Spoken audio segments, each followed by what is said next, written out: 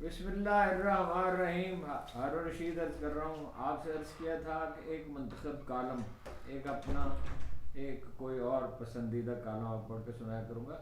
وہ میں نے اپنا احمد میر صاحب کا کالم آج فرصت نہیں میری، وہ میں ڈھونڈ نہیں سکا. اس کے وہ اس کی بڑی اہمیت ہے بعض ایک تاریخی حوالے کے لحاظ سے. وہ میں ڈھونڈوں گا، پڑھ کے سناؤں گا ضرور آپ کو. میں چاہتا ہوں وہ ریکارڈ پہ رہے. ریکارڈ پہ تو ہے ہی روزنامہ جنگ میں، لیکن وہ ریکارڈ پہ رہے. لیکن یہ زیادہ تر کالم جو ہیں وہ میں تو پابندی سے خالد مسعود صاحب کے اور اظہار الحق صاحب کے کالم پڑھتا ہوں.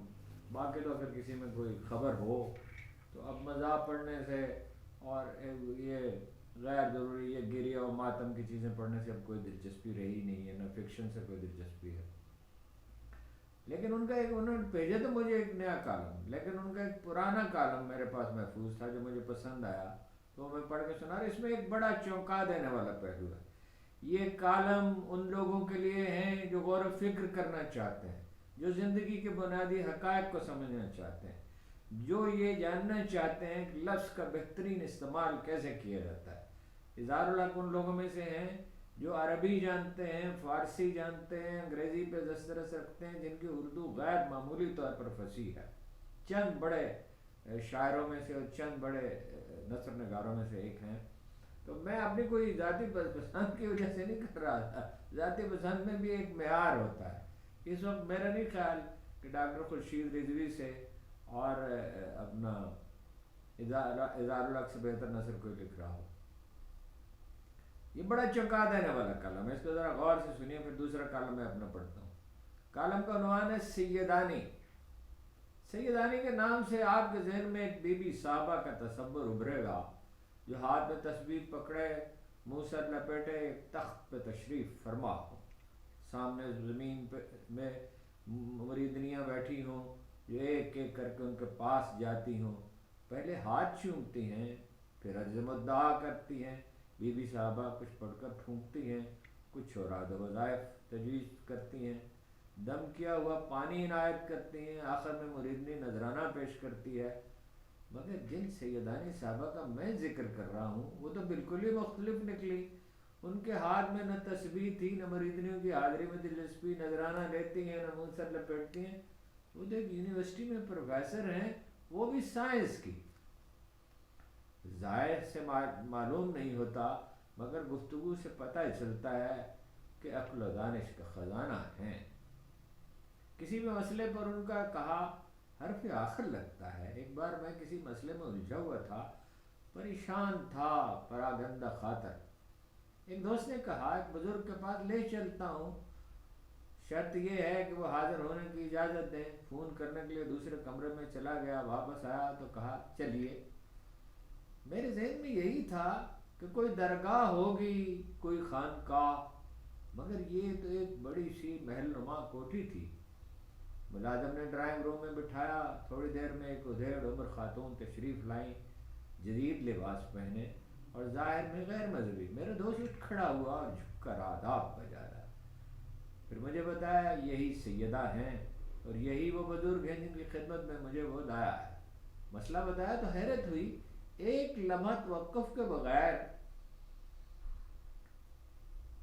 انہوں نے ایک ایسا نقطہ نکالا جس سے مسئلہ چٹکی بجانے میں حل ہو رہا تھا، اور یہ نقطہ میرے ذہن کی کسی دور افتادہ گوشے میں بھی نہیں تھا. یہ ان سے پہلی ملاقات تھی. اس کے بعد جب بھی پریشانی لاحق ہوئی ان کے پاس گیا اور بامراد ہو کر لوٹا. چند روز سے ایک ذہنی خلفشار میں تھا. بہت سوچا، اچانک حافظ شیرازی یاد آئے. مشکل خیش بر پیر مغاں بردم دوش کو بتائید نظر حل معامید کرد. اب میری فارسی بھائی ایسی ہے، کوئی لفظ غلط بھی ہو، تلفظ غلط بھی ہو سکتا ہے، کہ میں اپنی مشکل پیر مغاں کے پاس لے گیا کیونکہ وہ نظر کی قوت سے گتھی سلجھا دیتا ہے. سیدانی کی خدمت میں حاضر ہوا. ملازم نے بتایا نماز ادا کر رہی ہیں. تشریف لائیں تو احتراماً کھڑا ہوا. انہوں نے ملازم سے چائے کا کہا اور احوال پوچھا. حضرت کیا پریشان ہوں، حالیہ جنگ ہمارے شہیدوں نے لہو دے کر جیتی ہے. غالباً یہ 7 مئی کی جنگ کا قصہ ہے. اللہ اکبر، یہ انڈیا کے خلاف اللہ اکبر کا نعرہ لگا کر حملہ کیا، کلمہ شہادت پڑھ کر جان دی ہے، مگر کچھ برخود غلط قسم کے دانشور جن کا مطالبہ ہے کہ انہیں عالم دین بھی سمجھا جائے، پوری قوت سے مہم چلا رہے ہیں کہ یہ مارکہ کفر اسلام کا نہیں تھا بلکہ دو قومی ریاستوں کے درمیان لڑائی تھی۔ اس جنگ کے بارے میں حضرات بظاہر پاکستانی ہوتے ہوئے ایک بھارتی مسلمان کے موقف کی تشہیر کر رہے ہیں اور کہتے ہیں یہ موقف قابل تقلید ہے۔ ان کے گمان انگیز اور اذیت ناک سیڈسٹ موقف سے ہم جیسے محب وطن تکلیف میں ہیں۔ وہ یہ بھی کہتے ہیں کہ پاکستان مسلم اسٹیٹ نہیں ہے کیونکہ یہاں غیر مسلم بھی رہتے ہیں۔ سیدانی میری عرض گزاری کو غور سے سنتی رہیں اور مسکرا رہی تھیں۔ کچھ دیر توقف کیا، پھر فرمایا ایک بچہ بھی جانتا ہے کہ پاکستان اسلامی ملک ہے۔ آئین کے آرٹیکل 2 کی روح سے پاکستان کے ریاستی اسلام پاکستان کا ریاستی مذہب ہے۔ بھارت کے آئین کی روح سے Bharat secular socialist democratic republic ہے۔ ریاست مدینہ میں غیر مسلم بھی رہتے تھے مگر وہ اسلامی ریاست ہی تھی نا۔ خلافت راشدہ کے عہد میں سلطنت دور دور تک پھیل گئی تھی، اس میں بے شمار غیر مسلم رہتے تھے، پھر بھی وہ اسلامی اور مسلمان سلطنت تھی۔ یہ کہاں لکھا ہے کہ مسلم ریاست میں کوئی غیر مسلم نہیں رہ سکتا؟ ایران صدیوں سے نیشن سٹیٹ ہے اور آج کل ساتھ ساتھ اسلامی سٹیٹ بھی ہے۔ پھر ہماری فوج کا ماٹو ہے ایمان تقوی جہاد فی سبیل اللہ۔ کیا کوئی سٹیٹ جو مسلم سٹیٹ نہ ہو ایسا ماٹو اپنا سکتی ہے؟ بنیان مخصوص والی آیت کا ترجمہ دیکھ لیجئے۔ اللہ کو تو پسند وہ لوگ ہیں جو اس کی راہ میں سب بستہ ہو کر لڑتے ہیں، گویا وہ ایک سیسا پلائی ہوئی دیوار ہے۔ اب جو لوگ جنگ کو بنیان مرصوص کا نام دے، اللہ کی راہ میں لڑے، ان کا سپہ سالار نماز فجر خود پڑھ کر دعا مانگے اور حملہ کرنے کا حکم دے، وہ اسلام اور کفر کی جنگ نہیں تو پھر اسلام اور کفر کی جنگ کس کو کہتے ہیں؟ ملا ضعیف نے بھی یہی کہا کہ اس جنگ کا تعلق اسلام سے نہیں، یہ پنجابیوں اور ہندوؤں کی جنگ ہے۔ جن لوگوں کا آپ ذکر کر رہے ہیں ان کا موقف بھی یہی ہے۔ ملا صاحب پنجابیوں اور ہندوؤں کا نام لیتے ہیں تو یہ لوگ دو قوموں کا، دونوں ایک ہی بات کہہ رہے ہیں کہ اس جنگ کا اسلام سے کوئی تعلق نہیں۔ اس سے ثابت ہوتا ہے کہ ان افراد کا موقف وہی ہے جو پاکستان کے مخالفین کا ہے۔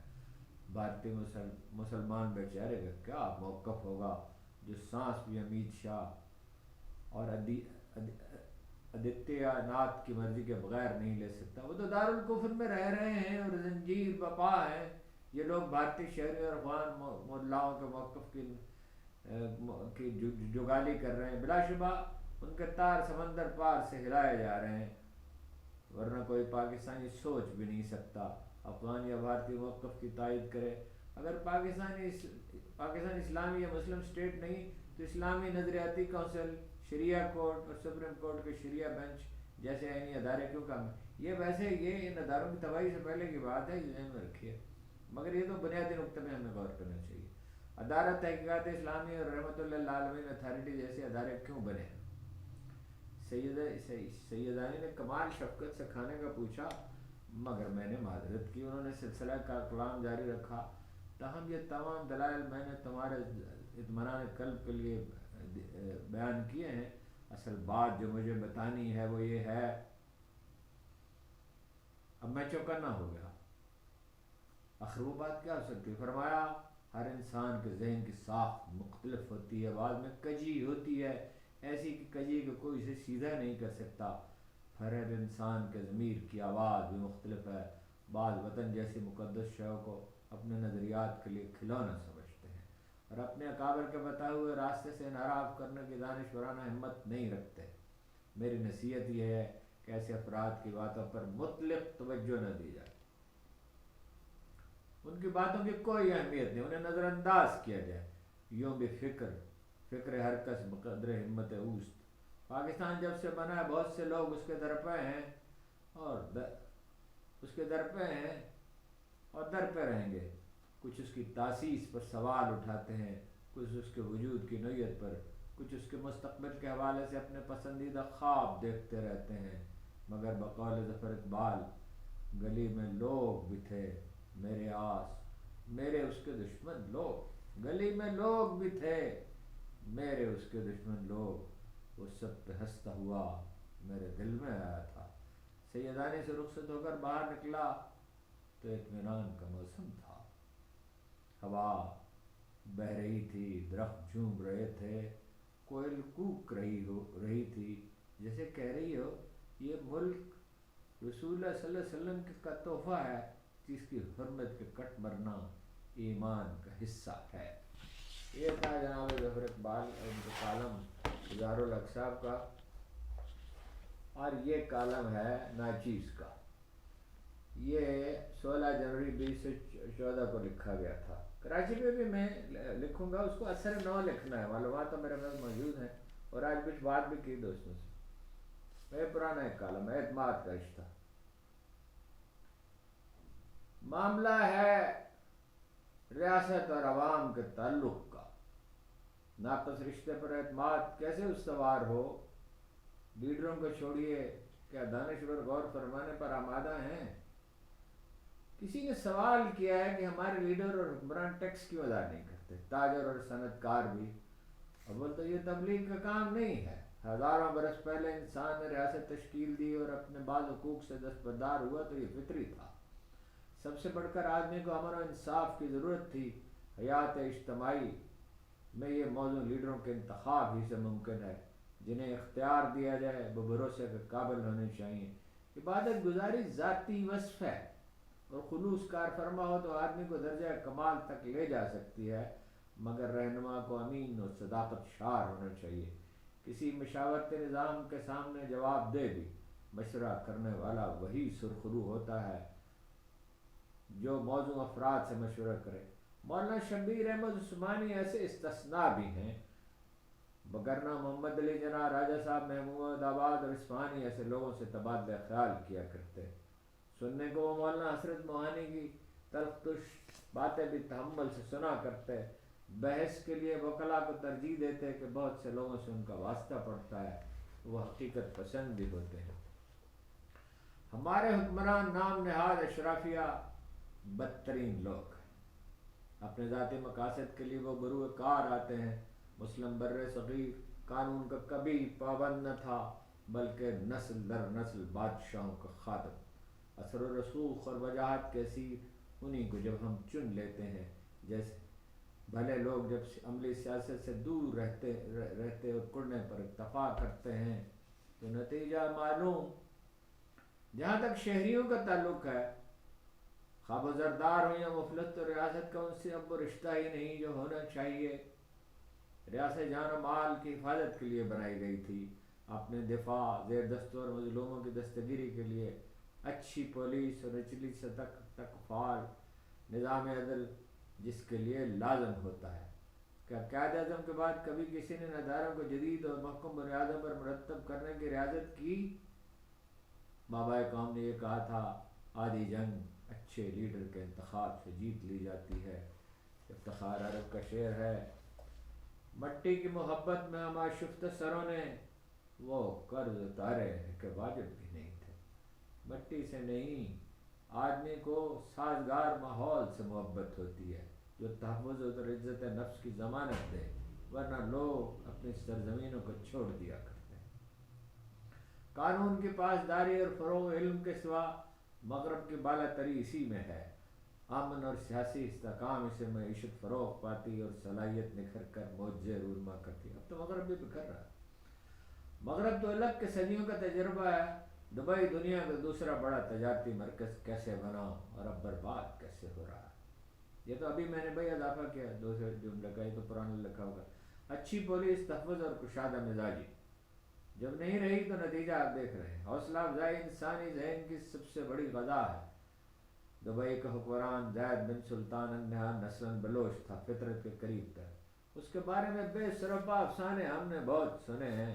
میرا تعلق رحیم یار خاں میں ہے، میں ان سے کئی بار ملا۔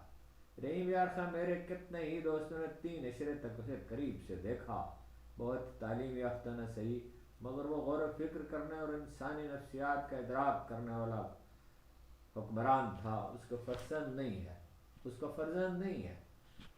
ان خس و خاشاک پر اپنے خس و خاشاک پر اس نے تاریخ رقم کی۔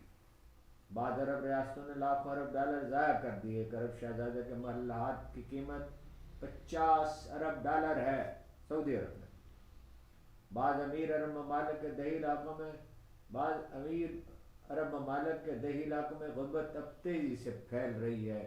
فارسی کے جلیل القدر شاعر حافظ شیراز نے کہا تھا خلل پذیر بود ہر بنا کمی می بینی مگر بنائے محبت کہ خالی از خلل. بہت میرا دل تڑپتا ہے یوسف بن تاشفین پہ کوئی مواد مجھے نہیں مل رہا. مارل ایکویلنٹ آف صلاح الدین ایوبی کیا اس نے فلسفہ پیش کیا تھا کہ سلطنت کا سب سے اہم فرض یہ ہے کہ ساری پالیسیاں مفلس آدمی کو سامنے رکھ کر بنائی جائیں. کوئی چیزیں اس میں مل جائیں. میں کوشش کر رہا ہوں کچھ کتابیں وہاں سے منگواؤں مراکش سے. زیبا صورتوں میں مبتلا ہونے کی بات الگ ہے جو جنون پیدا کرتی اور چمگادڑ کی طرح الٹائے رکھتی ہے الٹا لٹکائے رکھتی ہے. اجتماعی زندگی میں پائیداری انس کی بنیاد پر ہوا کرتی ہے. قائد اعظم کے نام ایک خط میں علامہ اقبال نے لکھا مسلم بر صغیر اس سیاسی جماعت کو قبول کرے گا جو روٹی کا مسئلہ حل کرے گی. 18ویں صدی کے آخر میں ٹیپو نے کامیاب تجربہ کیا. برطانیہ میں سوشل سیکورٹی سسٹم 1950 کے عشرے میں رائج ہوا. ہمارے جسٹس افتخار چیمہ مرحوم جن 19 صدی پہلے برطانیہ میں زیر تعلیم تھے ان کے پروفیسر نے انہیں بتایا کہ یہ تصور انہوں نے فاروق اعظم سے لیا تھا. یہ وہ صاحب تھے جنہوں نے چرچل کے مخالف کی انتخابی مہم کی ترجیحات طے کی تھی. وہ چرچل کے حلیف امیدواروں کی انتخابی مہم کے نگرانوں میں سے ایک تھے. سکنڈینیویا میں تو اب بھی اسے عمر لا ہی کہا جاتا ہے. حکمت عملی نہیں یہ سچی دردمندی تھی. قرآن کریم کی پہلی آیت یہ ہے وہ کتاب جس میں کوئی شک نہیں. ان کی ہدایت ان کے لیے ہے جو دیکھے بغیر غور و فکر سے ایمان لاتے ہیں نماز قائم کرتے ہو جو رزق ہم نے عطا کیا ہے اس میں سے دوسروں پہ خرچ کرتے ہیں. قرآن آیات نازل ہونے کے باوجود سرکار نے سود پر فوراً نہیں برسوں بعد خطبہ حجۃ الوداع میں پابندی لگائی تھی.